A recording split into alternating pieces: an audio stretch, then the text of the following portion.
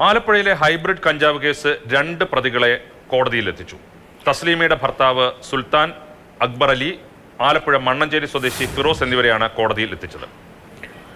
രഘുനാഥ് വിവരങ്ങളുമായി നമ്മളോടൊപ്പം ചേരുന്നുണ്ട്. ആലപ്പുഴയിൽ നിന്ന് രഘു, ഹൈബ്രിഡ് കഞ്ചാവ് കേസ് ആലപ്പുഴയിൽ നിന്ന് ഹൈബ്രിഡ് കഞ്ചാവ് കണ്ടെത്തിയ കേസുമായി ബന്ധപ്പെട്ട അന്വേഷണം പുരോഗമിക്കുകയാണ്. ഇതുമായി ബന്ധപ്പെട്ട കൂടുതൽ ആളുകളിലേക്ക്, എവിടെയൊക്കെയാണ് ആ ശൃംഖലയുമായി ബന്ധപ്പെട്ട കൂടുതൽ വ്യക്തികളിലേക്കൊക്കെ അന്വേഷണം വ്യാപിപ്പിക്കാനുള്ള ശ്രമം പോലീസിന്റെ ഭാഗത്തു നിന്ന് ഉണ്ടാകുന്നുണ്ട്. ആരൊക്കെയാണ് ഇപ്പോൾ എത്തിച്ചിരിക്കുന്നത്? എന്താണ് വിവരങ്ങൾ?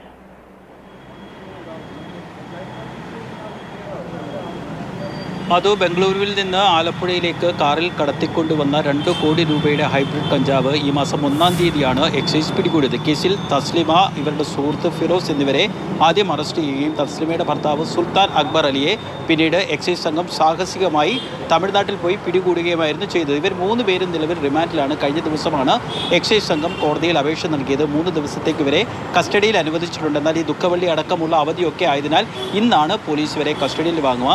സുൽത്താനും ഒപ്പം തന്നെ ഫിറോസും നിലവിൽ കോടതിയിൽ എത്തിച്ചിട്ടുണ്ട്. തസ്ലിമയെ കൊട്ടാരക്കര ജയിലിൽ നിന്ന് ആലപ്പുഴയിലേക്ക് കൊണ്ടുവന്നുകൊണ്ടിരിക്കുകയാണ്. അല്പസമയത്തിനകം ഇവരെയും കോടതിയിലെത്തുക. പ്രധാനമായും ഇവരെ ചോദ്യം ചെയ്യുന്നതിൽ നിന്ന് നമുക്ക് ഊഹിക്കാൻ സാധിക്കുക, സിനിമാ മേഖലയുമായി ബന്ധപ്പെട്ട് ചില ആളുകളുടെ പേര്, ഷൈൻ ടോം ചാക്കോ, ശ്രീനാഥ് ഭാസി അടക്കമുള്ള ആളുകളുടെ പേരുകൾ ഇവർ മൊഴിയിൽ പറഞ്ഞിട്ടുണ്ട്. പക്ഷേ ഏതെങ്കിലും രീതിയിൽ ഇവരേക്ക് നേരിട്ടെത്ത ഈ എക്സൈസ് കേസുകളുടെയൊക്കെ ഒരു പ്രത്യേകത എന്ന് പറയുന്നത് ഈ MDMA അല്ലെങ്കിൽ ഈ സിന്തറ്റിക് ഡ്രഗ് അടക്കമുള്ള കേസുകളുടെ ഒരു പ്രത്യേകത, നമ്മൾ ആരെയെങ്കിലും ആരോപണ വിധേയരാണ് അല്ലെങ്കിൽ സംശയമുണ്ട് എന്നുണ്ടെങ്കിൽ അവരെ കസ്റ്റഡിയിൽ എടുക്കുമ്പോൾ ഈ കേസ് കോടതിയിൽ തെളിയിക്കപ്പെടണമെന്നുണ്ടെങ്കിൽ ഇവരുടെ പക്കൽ നിന്ന് ഈ സിന്തറ്റിക് ഡ്രഗോ അല്ലെങ്കിൽ അത്തരത്തിലുള്ള നിരോധിത ലഹരി വസ്തുക്കൾ പിടിച്ചെടുക്കേണ്ടതുണ്ട്. അങ്ങനെയൊക്കെയുള്ള ചില സാങ്കേതികപരമായ നിയമപരമായ കാര്യങ്ങളുണ്ട്. അതുകൊണ്ടാണ് ഈ കേസ് രജിസ്റ്റർ ചെയ്തിട്ട് ഏകദേശം 3 ആഴ്ച പിന്നിട്ടിട്ടും ഈ സിനിമാ മേഖലയിലുമായി ബന്ധപ്പെട്ട ആളുകളെ നേരിട്ട് വിളിച്ചു വരുത്തി ചോദ്യം ചെയ്യാൻ എക്സൈസ് ഉദ്യോഗസ്ഥർക്ക് കഴിയാത്തത്. സ്വാഭാവികമായിട്ട് തന്നെ ഇവരെ സെലിബ്രിറ്റികളാണ്. ഇവർ സ്വാഭാവികമായിട്ട് തന്നെ ഏതെങ്കിലും രീതിയിൽ ഇവരെ നിയമപരമല്ലാത്ത രീതിയിൽ കേസിലൊക്കെ ഉൾപ്പെടുത്തി ഇവർ വലിയ വക്കീലന്മാരെയൊക്കെ വെച്ച് കോടതിയിൽ വാദിക്കും. സ്വാഭാവികമായിട്ട് തന്നെ ഈ ഉദ്യോഗസ്ഥർക്ക് പഴി കേൾക്കേണ്ടി വരും. അതുകൊണ്ടാണ് എക്സൈസ് കാത്തിരിക്കുന്നത്.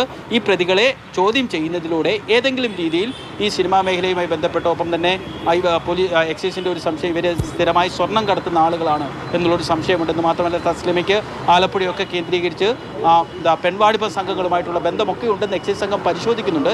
ഇക്കാര്യങ്ങളിലൊക്കെ ഒരു വ്യക്തത വരും എന്നുള്ളൊരു പ്രതീക്ഷയിലാണ് എക്സൈസ് ഉദ്യോഗസ്ഥരുള്ളത്. ഇന്ന് എക്സൈസ് കമ്മീഷണറും ആലപ്പുഴ ജില്ലയിൽ എത്തുന്നുണ്ട്. പക്ഷേ അദ്ദേഹവും ഈ പ്രതികളെ ചോദ്യം ചെയ്തേക്കാം. രാജീവ്, രഘുനാഥ് നാരായണനാണ് വിവരങ്ങൾ നൽകിയത്.